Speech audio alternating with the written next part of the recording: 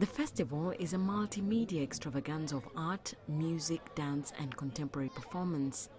A collaborative approach so some artists encourage visitors to try their hand at painting.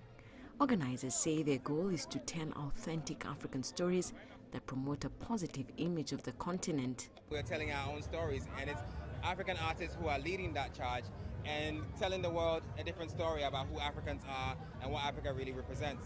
And Chale Wote is part of that collective that's telling a new African story, that's repositioning Ghana as a creative hub, as a cultural destination, and also as a place for a thriving creative economy. This year's event explored the history of Ghana through its origins in Jamestown. Jason Nico Anang, a graphics designer and illustrator, worked with graffiti artists to create his interpretation of this year's theme, the face of a young African child representing the continent's rebirth and future. But with so many people congregated in one place, Jason was not only thinking about art, but also concerned about the recent Ebola outbreak in West Africa.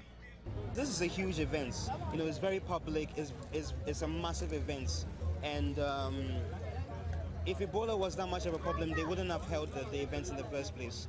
They would have cancelled it, because I know that mass assemblies, mass events are one of the real reasons why Ebola can spread across. But I don't think it's affected it that much. If people are just being more careful, and just washing their hands and just shaking hands less. The festival's vision is to develop a wider appeal for the arts in West Africa. Susan Mungeli, CCTV.